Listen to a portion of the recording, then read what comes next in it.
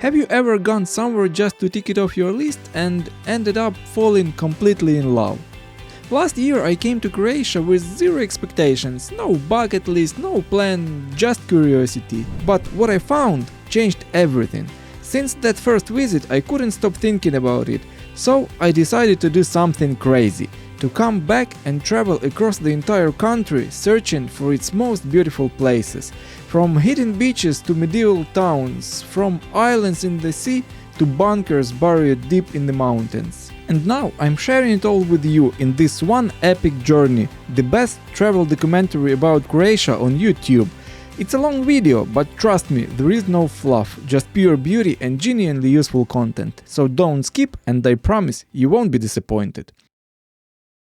Croatia is a small country in Southeast Europe located along the Adriatic Sea on the Balkan Peninsula, and it has 1185 islands.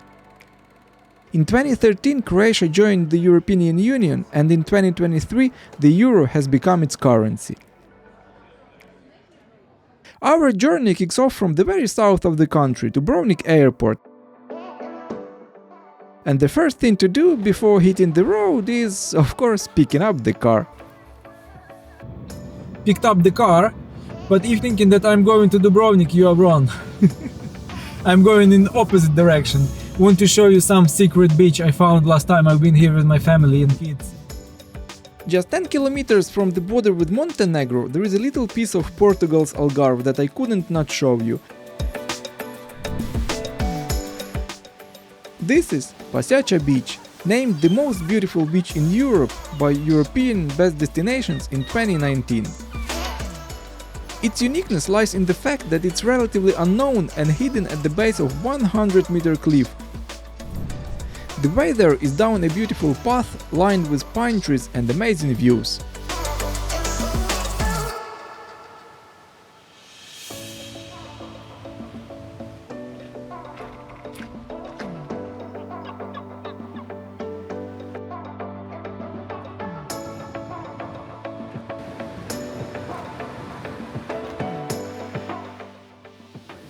If you ever been to Portugal, this place might remind you it. It's really nice over here.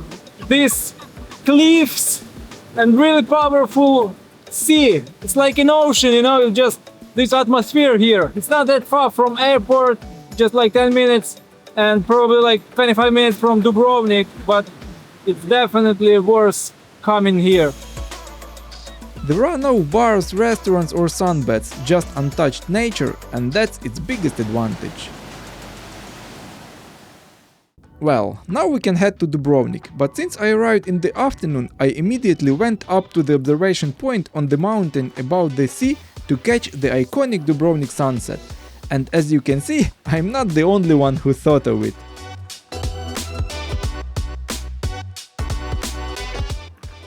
It's usually very crowded here, with all the tourists gathering to see and take photos. On that side there is a restaurant. If you want to have a dinner with a view, that's where you go. There is a funicular from the city, but since a return ticket costs 27 euros, most tourists either take a taxi or walk. All for the sake of epic views of the sea and, of course, Dubrovnik itself.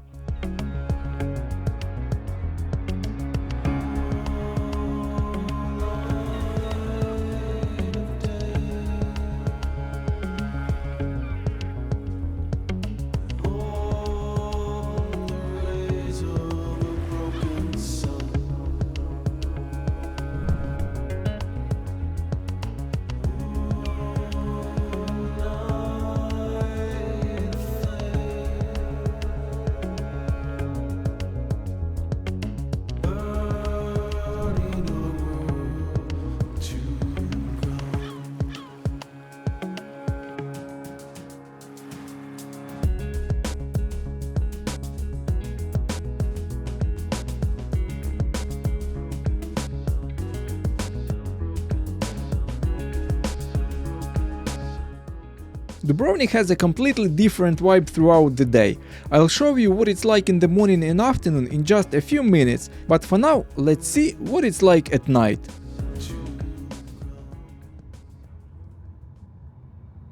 And it's just wonderful. The streets are less crowded and there are fewer tourists and more locals spending their time at a slower pace. Actually, it's a way of life for Croats. They love to enjoy every moment of their lives, and they do it well.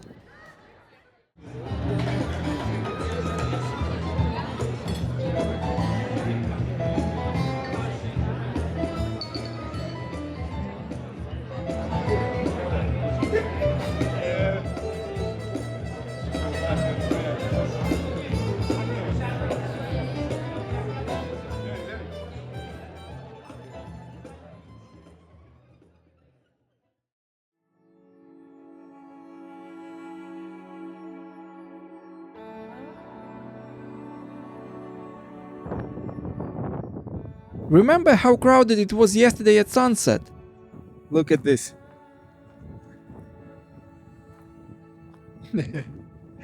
Empty. Dubrovnik is one of Croatia's most popular destinations, especially after the Game of Thrones series. For 5 centuries it was an independent republic called Ragusa. The locals had such advanced diplomacy that they managed to preserve their independence and avoid wars for hundreds of years, balancing between the Venetian and Ottoman empires. Dubrovnik became globally famous as a filming location for many iconic scenes in Game of Thrones.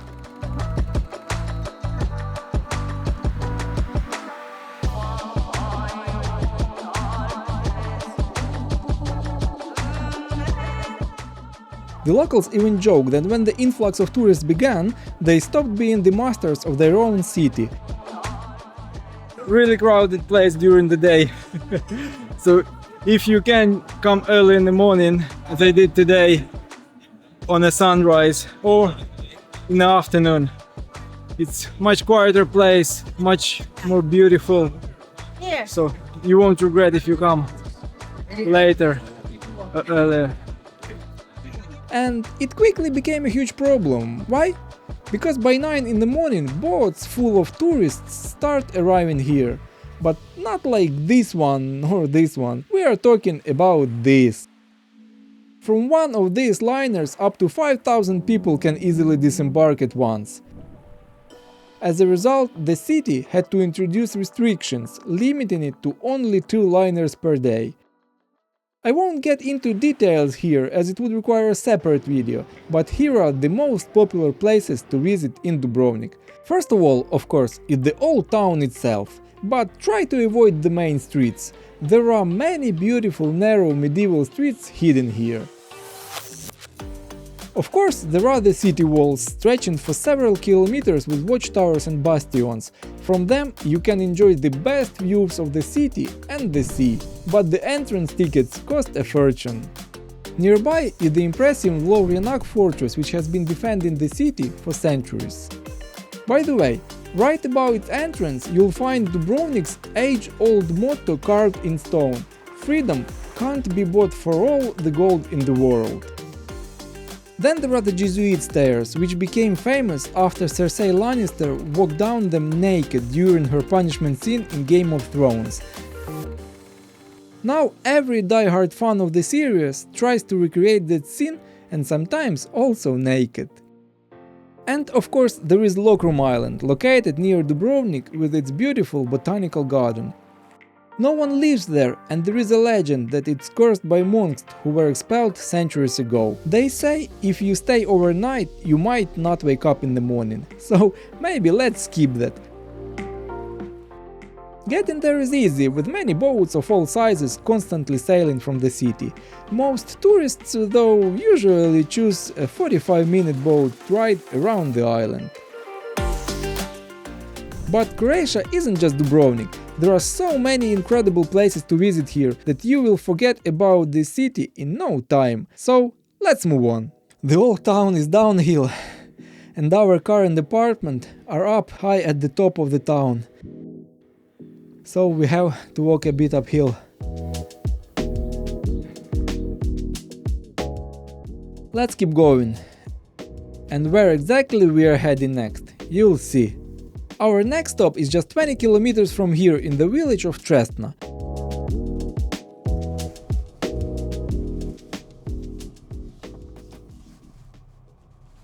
It's one of the oldest and most famous botanical gardens in all of Europe, founded in the 15th century by the Gucetic family. They traveled all over the world and brought back rare plants to plant in their estate. And this garden is so impressive that it became not only a favorite spot for Dubrovnik's aristocracy, but also a filming location for Game of Thrones. Many of the scenes in the series where characters talk in front of exotic gardens were filmed right here. Two places stood out to me the most. The first one is this terrace. I can only imagine waking up every day and having tea with this view. And when the sun starts getting too hot, you can hide here. This fountain is tucked away among the greenery, built in Renaissance style and decorated with sculptures of Neptune and the nymph.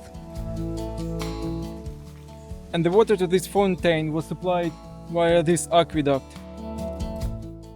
What an engineering masterpiece! It is very quiet here, only birds are singing and water is gently flowing. Perfect spot for relaxation. And the park is not really big, you can really, do it in like half an hour, maybe an hour. Only this view is worth $1 million. So I would highly recommend you pop in here if you are next to Dubrovnik at any point.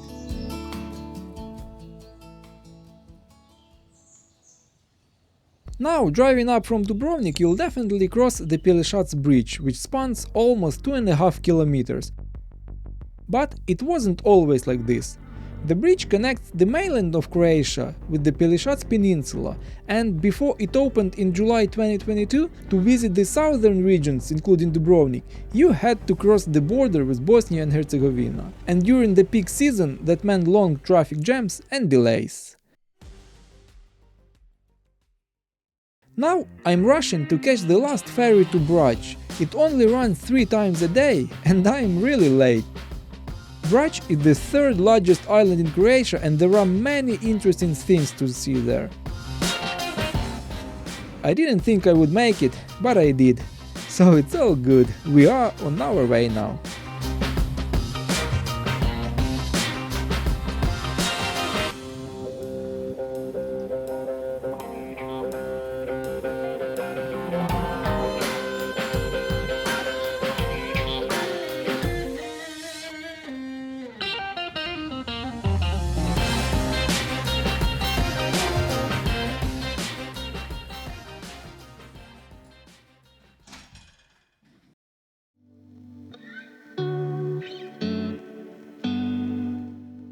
This is the highest mountain of all the Croatian islands, Vidova Gora.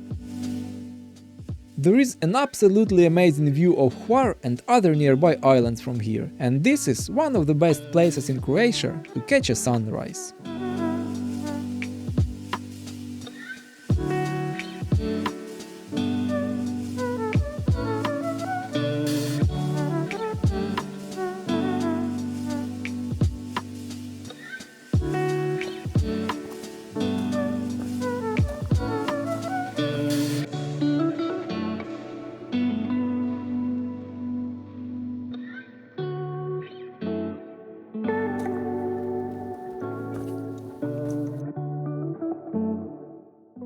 So what can I say?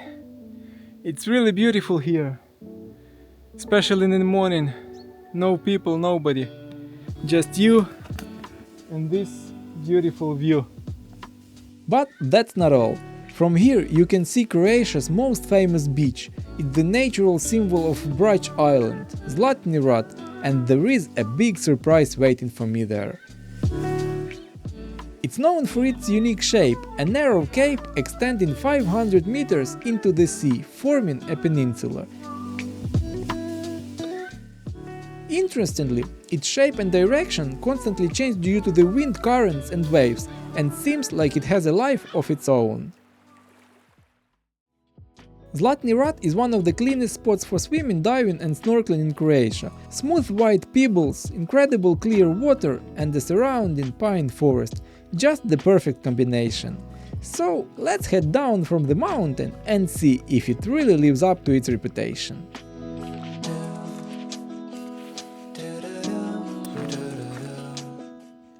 The beach has everything you could probably need. Cafes, restaurants, bars and plenty of places where you can rent sports equipment, sunbeds and umbrellas.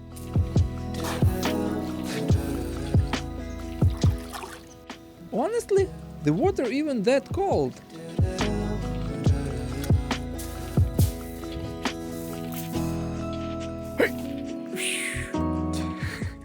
I thought the water would be colder. So should I go get my swimsuit? Well, let's take the plunge. It's almost November.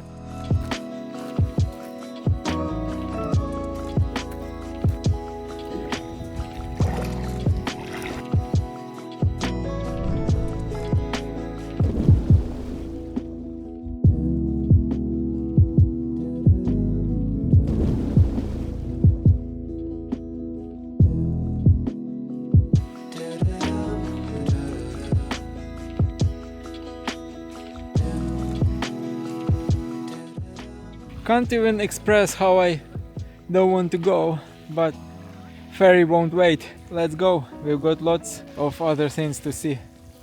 By the way, if you are planning a trip to Croatia, I've put together a super detailed travel guide which you will find in the description below. It's packed with places, tips and Google Maps links, and it will save you so much time and make your journey much more interesting. Croats are truly something else. So understanding. I went to take a shower and said, I need a shower, I just came from the beach. I know it costs $2.50, but I don't have any cash. I literally just arrived and didn't even have time to withdraw money from the ATM. And he said, oh, never mind, go in for free. So we had a little chat about Croatia and he said, you have to be born on the islands to live here. In the winter it's really boring. There is practically one restaurant and one cafe open on the whole island. You know exactly what time to go where, we always have our own table and etc. Croatia, you have my respect. The island has a lot of cool places to visit and I can't fit them all into this video, but this one I couldn't leave out. This is the famous town of Pučišća and they mine the best marble in the world here. Part of it was even used to build the White House in Washington DC, and even the Romans started using Bruch marble ages ago. Half of the famous buildings in Croatia, like the churches and palaces in Dubrovnik and Diocletian's palace in Split, are made from it. Today, Pučišća is the center of stone craftsmanship and home to one of the few stone masonry schools in the world. The town itself has a unique snow-white look because it's mainly built from that local marble. The island is incredibly beautiful, but we have to head back to the mainland. Now, let me show you something really impressive. To be honest, I think many of you might be a bit hesitant about visiting this place. This is the Biokovo Nature Park, or more specifically just the entrance, and I'm really glad I made it. The thing is, the number of car entry tickets is limited to only 20 per hour and only for a few hours each day. And we still have a half an hour drive uphill on a narrow road with steep switchbacks. I wouldn't recommend you coming here by camper van.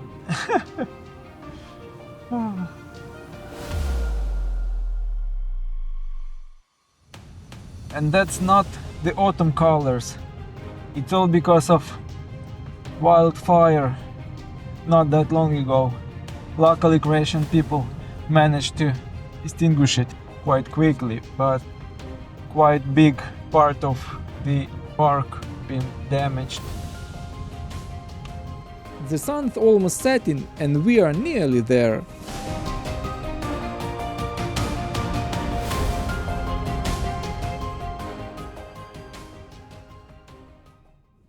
Welcome! This is one of the highest viewpoints in Croatia, Biokovo skywalk. The platform is anchored to a rock at a height of 1228 meters.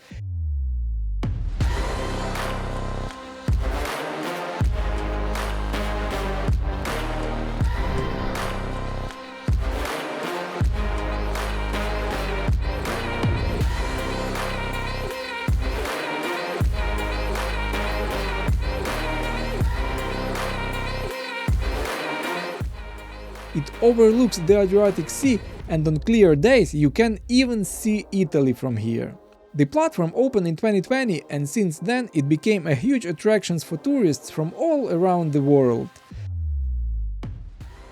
Everyone is so understanding and tries to find their spot, a little bit of space, so they can take photos without anyone else getting in the shot.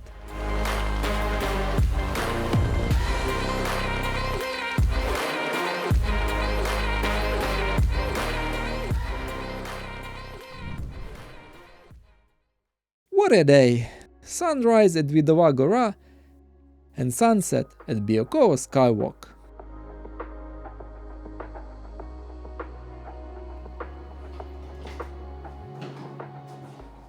Finally, a nice soft bed. It feels so good. Good night.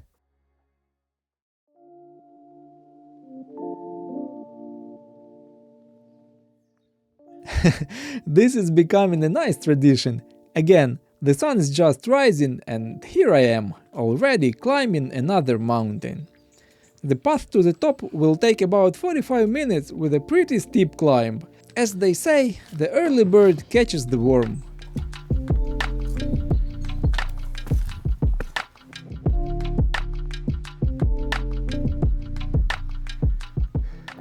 "15 more minutes to survive. Let's go."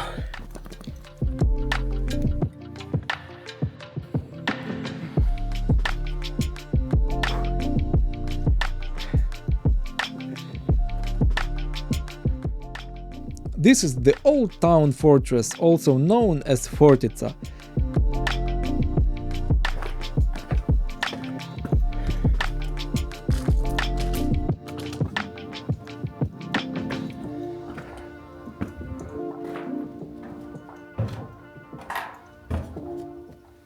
It's located above the town of Omiš, and from here you get jaw-dropping panoramic views of the entire town, the coastline, the Cetina River and the mountains. Omiš is an amazing town. From the 13th to the 15th century it was a piracy hub, and its pirates struck fear into all the ships cruising the Adriatic. It's all thanks to the strategic location of the town on the coast, right at the mouth of the Cetina River, surrounded by the mountains. The pirates used specially designed fast boats called sagitas and could easily attack merchant ships and quickly disappear into the cliffs.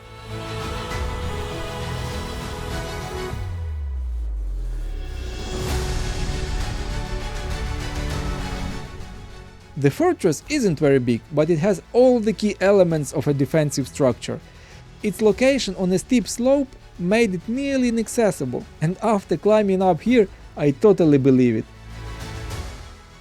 This tower has been used since ancient times to keep watch over the bay and prevent surprise attacks on the town.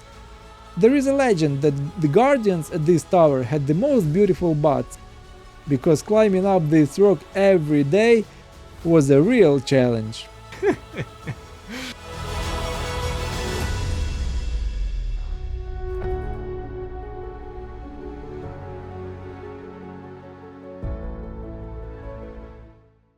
I just called a taxi to save my legs.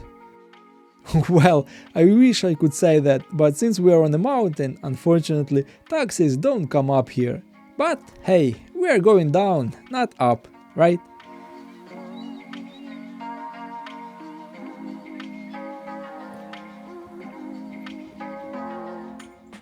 It's much more fun to go downhill. We did it. The town of Omiš is also very authentic. It has everything you would expect from a medieval town. Narrow streets, stone houses, an old church with a bell tower, medieval fortress and, of course, tourists. Since it has a river, the sea and cliffs, today you can find all kind of active leisure here. Rafting, kayaking, rock climbing and zip lining across the Cetina Canyon.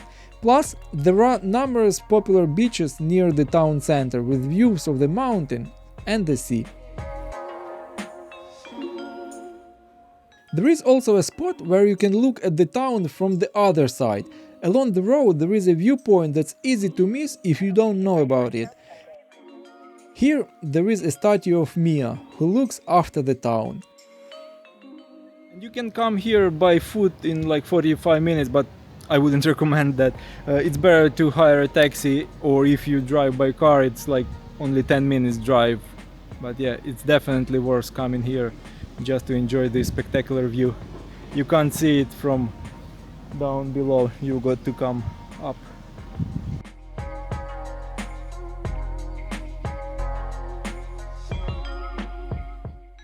Here is a tip. If you are in Omiš, don't rush to explore the coast. Instead, head inland. Just 30 minutes away there is a hidden gem. I stumbled upon it by accident and wasn't sure if I should go there, but I'm so glad I did.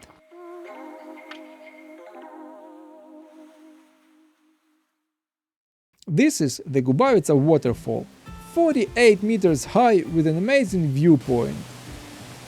If you've got more time, you can even walk down and swim at its base.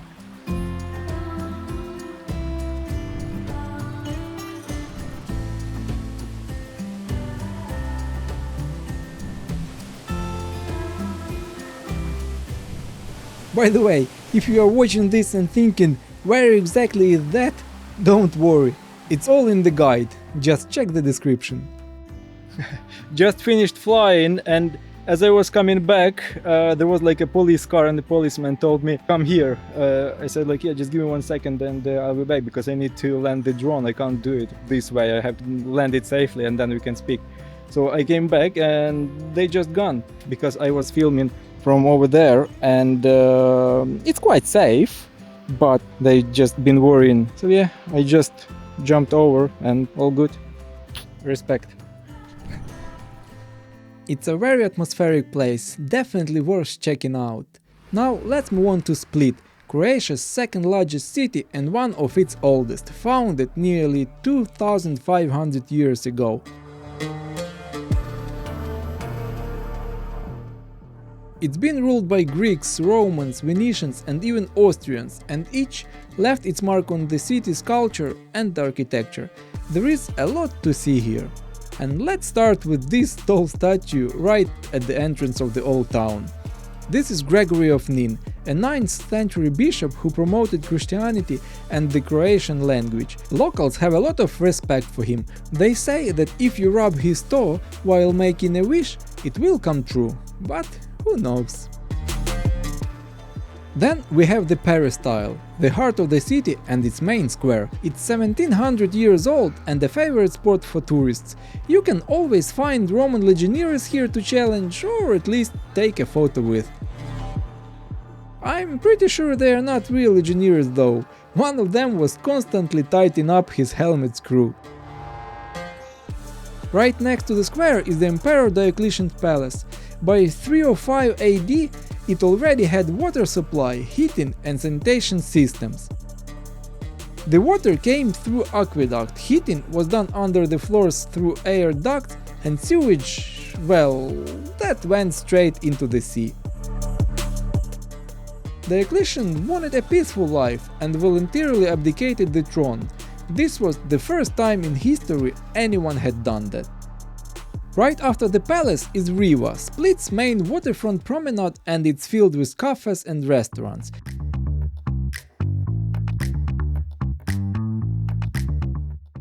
You can stroll under the palm trees, sit quietly on a bench or at the pier, or even run if that's your thing.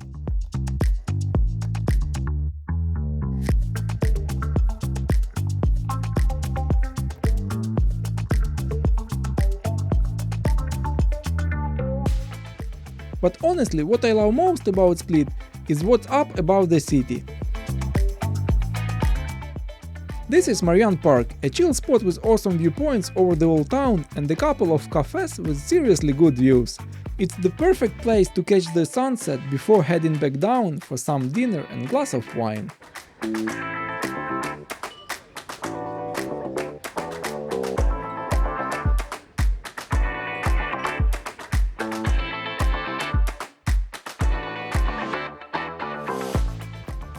By the way, the parking in Split next to Old Town was only €3 for 3 hours, so not that expensive comparing to British fares.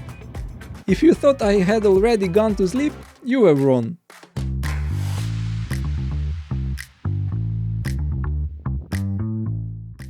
This is Lady Loretta, a statue symbolizing the Virgin Mary with baby Jesus.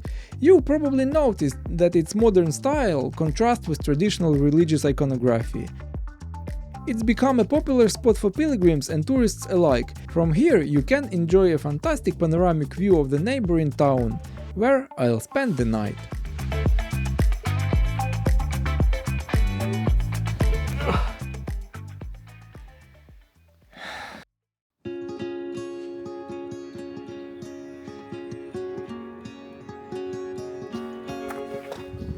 Good morning. There was even some rain this night, so I think today and tomorrow will be cloudy. But when you come here, the weather will be perfect. This is Primošten, and what makes it unique is its peninsula shape. Originally it was an isolated island separated from the mainland by a narrow strait, but a bridge later connected it. Hence the name Primošten, which literally means to build a bridge. This is the Church of St. George, built in the 15th century. This place is popular amongst tourists and locals because it's very quiet here and you can just relax and have a peaceful walk, enjoy the panoramic view from the top of the island. Primošten is famous for its vineyards that grow on rocky terraces along the hills above the sea. Their images even decorate one of the United Nations headquarters in New York, and the vineyards are part of the UNESCO World Heritage. Not far from Primošten is another iconic site, the St. Nicholas Fortress near Šibenik. Built in 1540s in Renaissance style, it has a unique triangular shape. Its main purpose, of course, was to protect the city from naval attacks, particularly from the Ottoman fleets.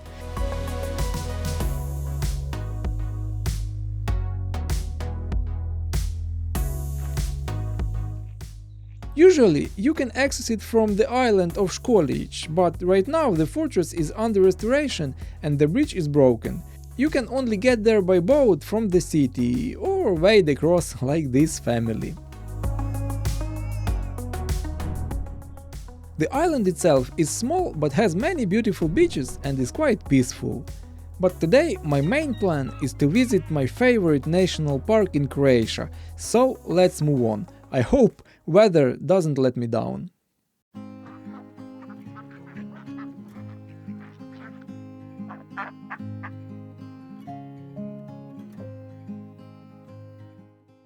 This is Visovac Island, located in the middle of the river in Krka National Park.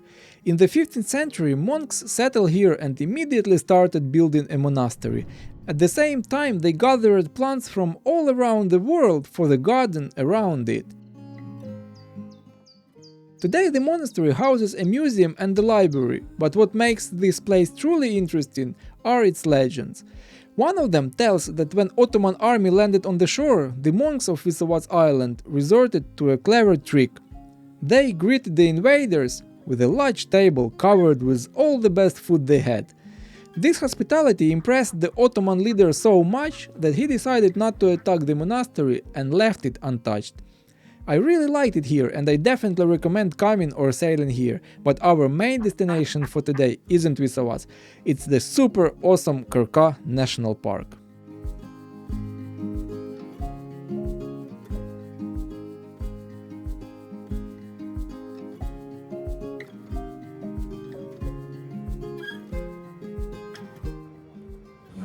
just in time for the bus.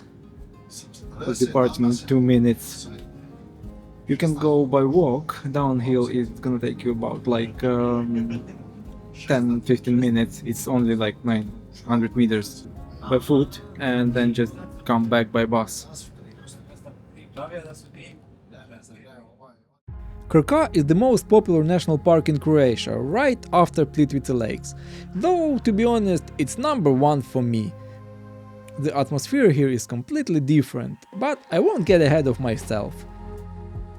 The park is about the size of San Francisco or Valencia in Spain, but the main tourist area is much smaller. You can walk through it at a relaxed pace in about 2-3 hours. You will enjoy the walk and won't get tired. The main route starts with these wooden paths that seems to float above the water. So if you were planning on visit Plitvice Lakes just for that, maybe you should skip it. These paths with dozens of beautiful bridges lead to several viewpoints. Some are easy to find, while others are cleverly hidden off the beaten path. I recommend not rushing behind the other visitors. Take your time and explore the side routes more often.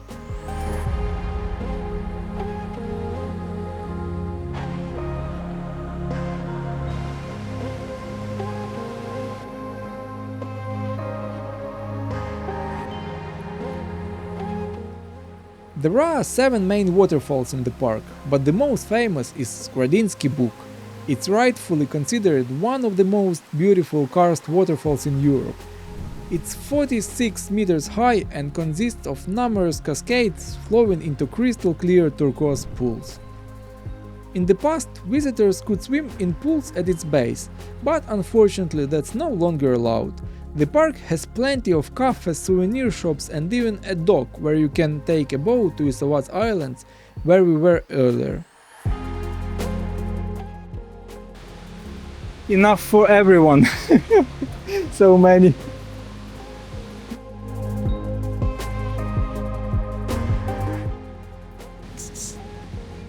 Me.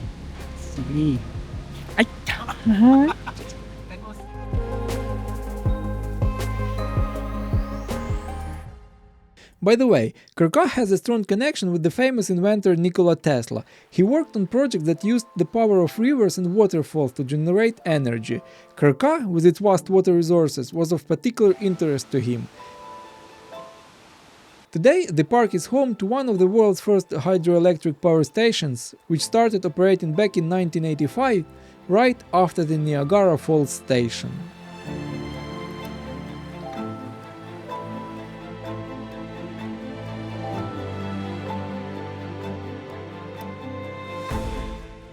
I'm a bit disappointed. I was here in winter with my family and there were probably a dozen or more cats roaming around. We came here twice with kids, fed them and played. This time I only met one, and it almost beat me. Maybe I worn out my welcome with it.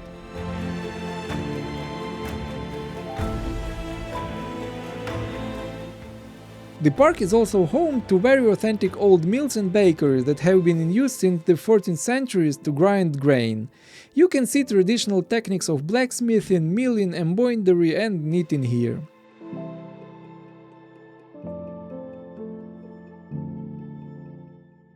I was really worried that it would rain and I wouldn't be able to show it to you, but thank God the rain stopped right before my visit and only started again afterward. Today I'll be spending the night in my favorite city in Croatia, Zadar. It is one of the oldest cities in Croatia, founded over 3000 years ago. Back then people were just starting to make metal products, so you can imagine how much history is packed into this city. Let's start with its main tourist attraction, the unique sound art installation designed fairly recently in 2005 by a local architect. Many people visit Zadar just for this one thing. It's a unique waterfront, the only sea organ in the world. The benches on the promenade symbolize the keys of an organ, and the stairs are designed so that the sea waves and wind play their own unique melody. It sounds the best during a storm, but even when it's calm, it's never completely silent. Let's go listen to it.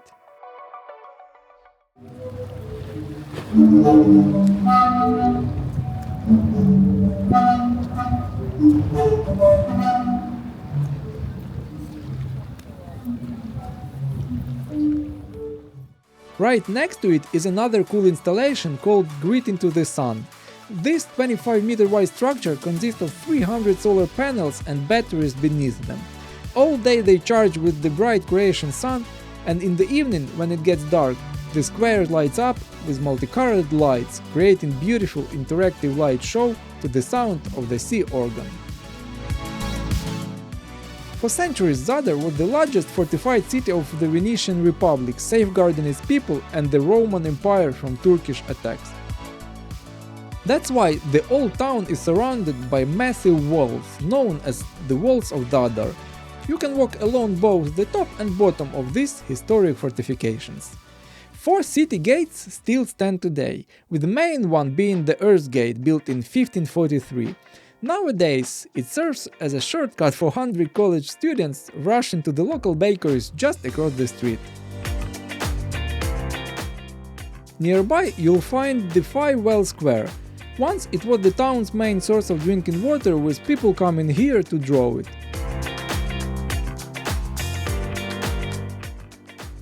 This is the Cathedral of Saint Anastasia, the largest church in all of Dalmatia, built 1500 years ago. Its bell tower is where you get the best view of Old Town. Zadar is a city that's beautiful both by day and night.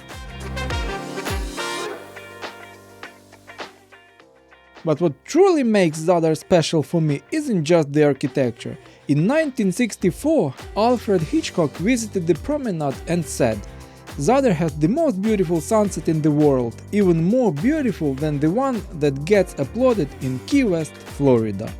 And I couldn't agree more.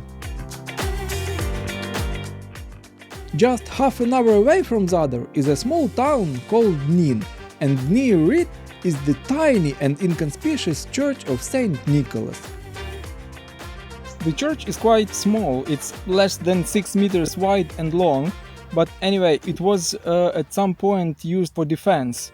Can you imagine? This tiny building was once used for protection. The church holds immense significance in Croatian history.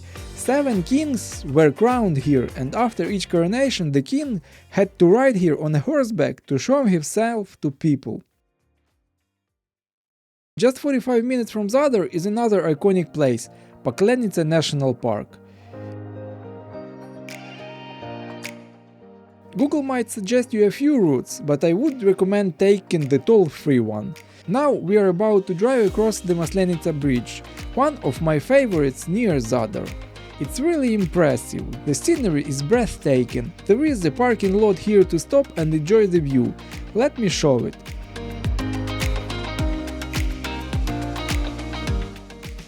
You can even go bungee jumping from this bridge. It's incredible, especially with the Velebit mountain range on the horizon. There is also another viewpoint on the left if you are driving from the Paklenica direction.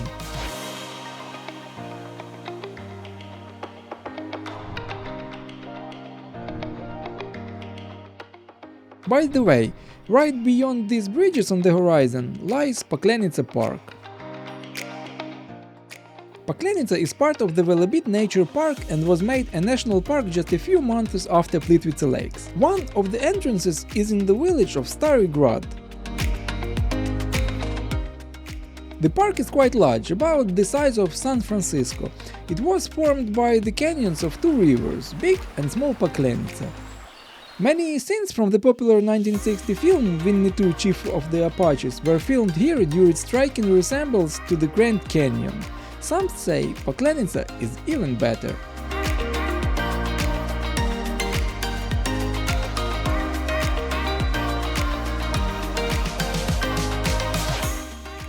The park offers 7 trails ranging from easy to incredibly difficult, with some being a real challenge even for professionals.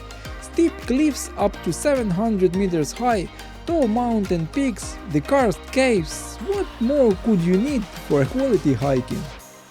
I give this park a solid 5 stars, and now let's continue our journey. But this time we are not traveling along the coast, we are heading inland, where I'll be having my second encounter with the police. For this we need to cross the Velebit, a long mountain range that stretches along the Adriatic coast.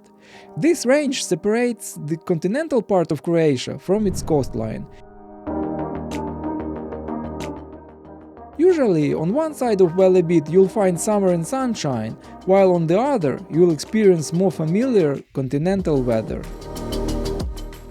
I was just stopped by a mobile police patrol. I slightly exceeded the speed limit because I was driving through the mountains, winding roads with no villages. The speed limit was 90 km per hour, and just after a turn the village begins and they were right around the corner. I was going 88. I asked, can I at least take a picture with your radar for memories, but they said no, sorry, you can't. For 65 euros I could have a keepsake photo at least, but no luck. They only wished me a safe trip, a nice wish for 65 euros.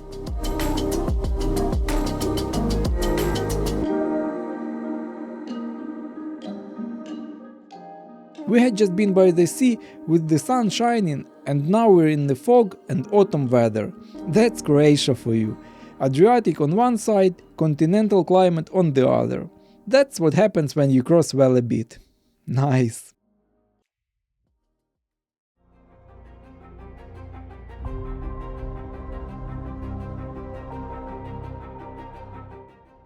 This is a Douglas C-47, which carried cargo and troops during World War II.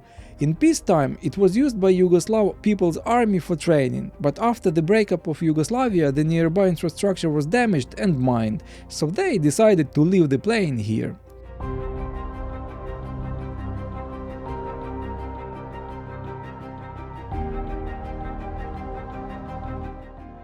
Interestingly, this plane used to be completely hidden in the trees, almost like in the forest, and very few people knew about it. But then people started posting photos on Instagram and such, and it quickly became a tourist attraction. Naturally, locals saw the tourism potential, so they cut down the trees and cleared the area. They also installed the floor inside and added the steps to make it more accessible.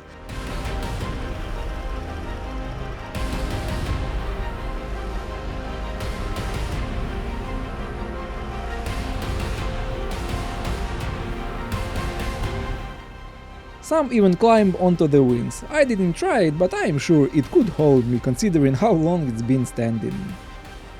But this isn't the end. We are heading to the next secret location and I hope we make it before sunset. Although where we are going now, sun isn't really needed. Over there, hidden in the bushes, is the police again, but they are not after us. They are monitoring those crossing the border illegally, as we are right on the border with Bosnia and Herzegovina.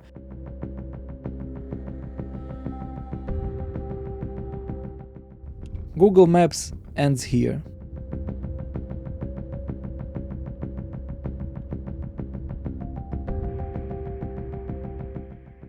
This is the secret underground military airbase Željava, one of the largest and most expensive military projects in former Yugoslavia and all of Europe.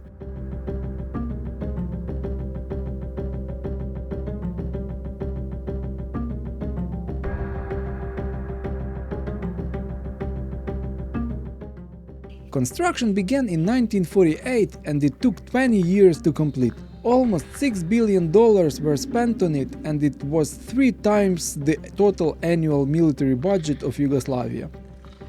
The base was so robust that it could withstand a direct nuclear strike of up to 20 kilotons.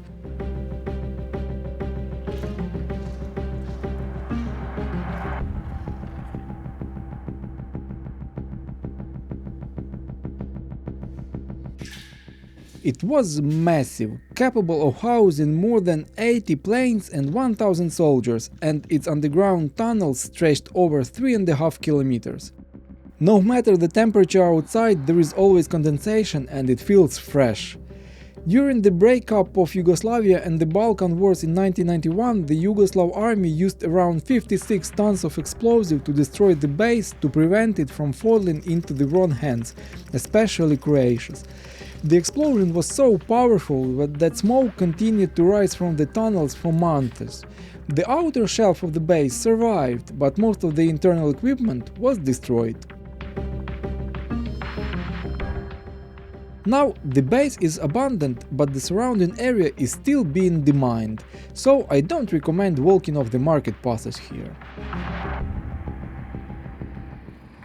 Okay, now that I've told you everything about this place, what about my personal thoughts about it?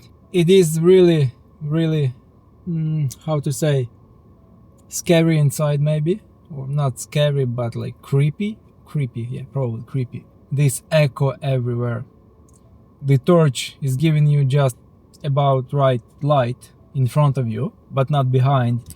So if you are scared of dark, just don't go there.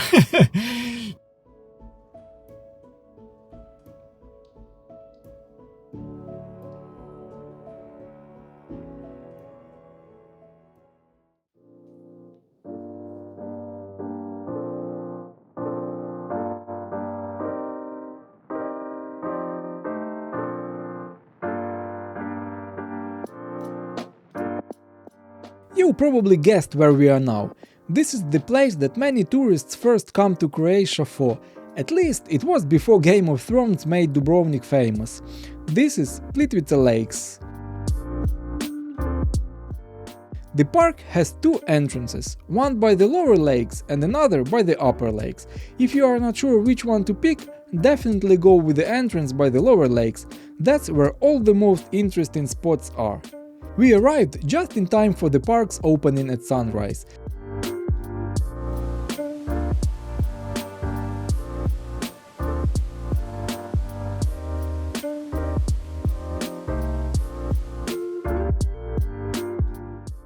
There are a total of 16 lakes, and they are famous for their stunning turquoise green waters thanks to the high concentration of limestone and minerals. Every year up to 2 million tourists from all over the world visit the park, with the summer months being the busiest. But locals say the best time to visit is in winter, especially when there is a lot of snow. During that period there are fewer visitors and the view is simply unreal. It is autumn now, around 8 in the morning, and as you can see, there are already quite a few people here.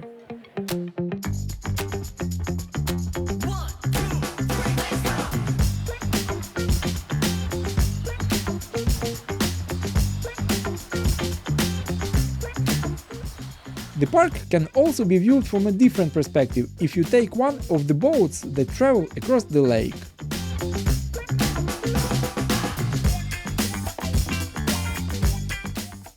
The sun is finally coming up and everything is starting to look brighter and more colorful, but more people are arriving now as well. The highest waterfall in Croatia, Veliki Slap, is also located here. Standing at 78 meters tall, this is where the most tourists tend to gather. The park is of course protected, you can't feed the fish or birds and swimming is strictly prohibited. The main reason for this is safety.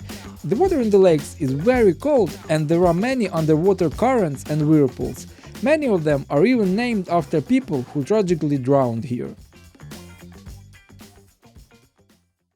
As in Krka Park, I recommend you stay from the main paths and more often explore the side routes.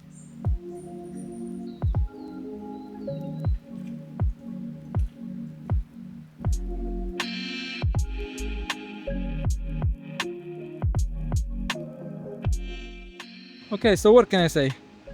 Plitvice Lakes are really beautiful. My recommendations: if you want to have less people around, come at sunrise, but keep in mind that the sun, although it's already like up, you won't see it much on the lakes. So how does Plitvice Lakes compare to Krka National Park? I think the waterfall is definitely better in Krka. Skrodinsky book is really powerful, beautiful, but Plitvice Lakes obviously got better lakes. So if you can't decide which one to visit both. That's definitely worth it. Especially Plitvice Lakes on the continental part of Croatia, and it's got completely different climate. And Krka is on the Adriatic part, and it's much more warmer there and sunnier.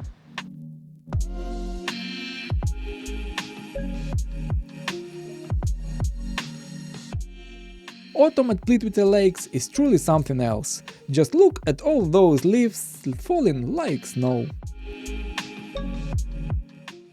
But as beautiful as it is, I personally prefer the sun and warmth. So let's travel from Earth to Mars. This is the island of Pag, the fifth largest, the driest and rockiest island in Croatia with minimal vegetation.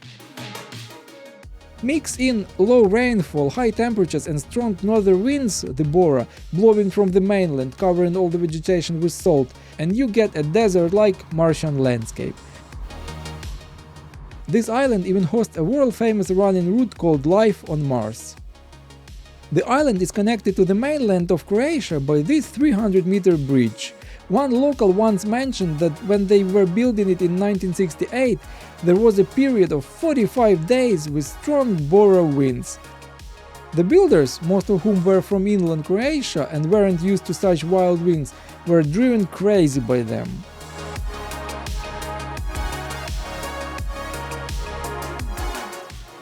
Near the bridge is the Pag fortress, built by Venetians in 15th century on a strategic height to control the town and surrounding areas. But we didn't come here for the bridge or the fortress, we came for one of the most beautiful roads in Croatia, Ziglian. This is the main artery connecting the local port with the untouched beauty of the island. This road has even been used to compare some of the world's best cars.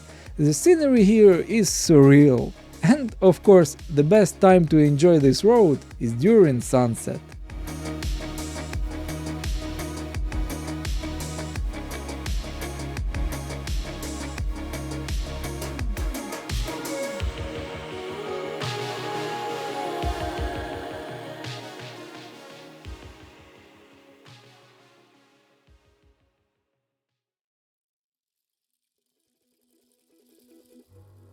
Now we are traveling through the Istria region, specifically Učka National Park, to one of the Guinness World Records.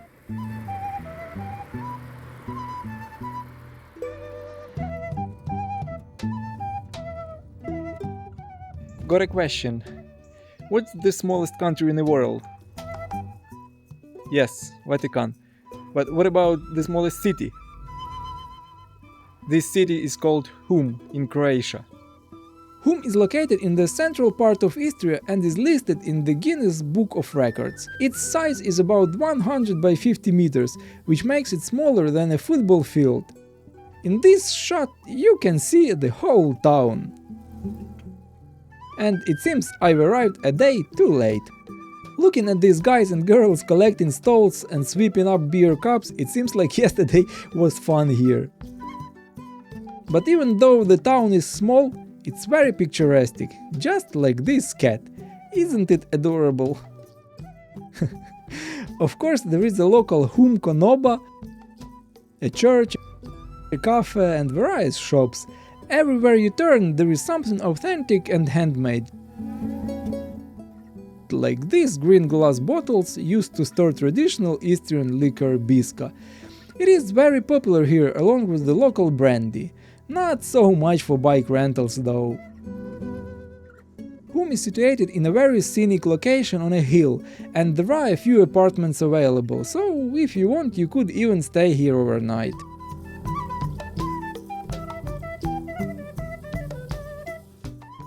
That's it, really. Just 10-15 minutes you can walk around the whole town. You can probably imagine how much work I've done planning this trip, so make sure to take advantage of all the useful information in the description below the video, it will be very helpful to you. Our next stop in Istria is the city of Rovinj, and I'll tell you right away, it really impressed me. The old town, like Primošten, is located on a peninsula and is known for its narrow medieval streets. every little courtyard feels like a step back in time.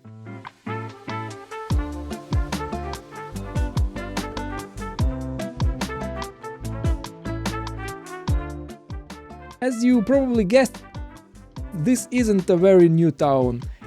It's more than 2000 years old, founded by the Romans in the 1st century AD. And like Split, it has been ruled by many: Italians, Venetians and even Austrians. At the highest point of the old town stands its most famous landmark, the Church of Saint Euphemia.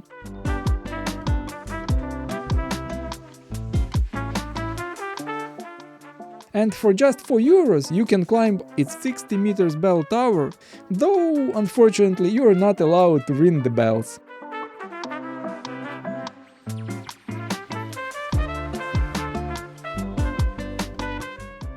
But I definitely recommend going up there.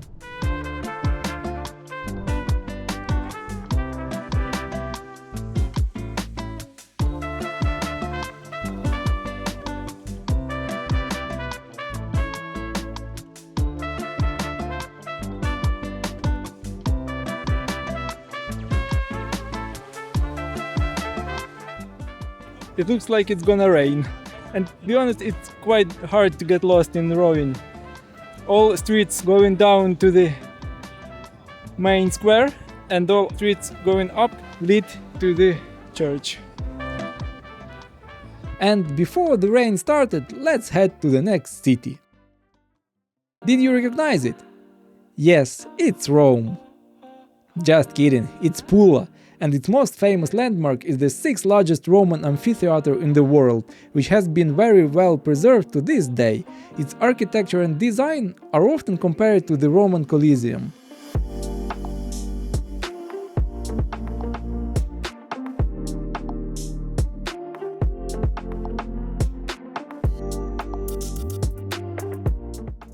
Notice the 4 towers around the perimeter of the arena. Back in the day, water was sprayed from these towers on hot days to cool down the spectators. That's what I call good service. It was built in 1st century, almost 2000 years ago. This is one of the most famous and popular sites in Pula. It holds, or rather used to hold, over 20,000 spectators. Nowadays, it's usually used for concerts and theatrical performances, but honestly, paying €10 for entry seems a bit much. Sure, you can visit once, but I wouldn't spend more than 5 minutes here unless you really like admiring every stone. A little further from it is another epic structure, the Pula Citadel Castel Fortress. Like the Pula Arena, it's made from local limestone, making it strong and durable. Its high position used to allow control over the surrounding lands and sea, and now it serves as a perfect observation point. But there is more to see in Pula. For example, these underground tunnels built by the Austrians during World War I under the fortress, or these cranes. Yes, usually dockside cranes spoil the look of port cities, but at one point they so annoyed Croatian designer Dino Skira that in 2014 he decided to turn them into a unique tourist attraction, now known as light giants.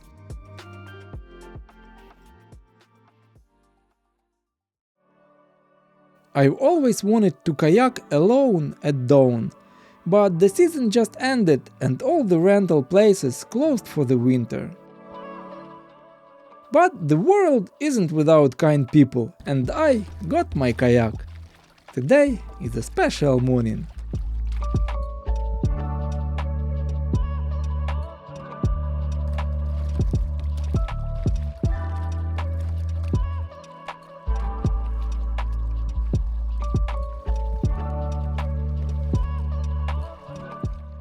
What could be better than this sunrise?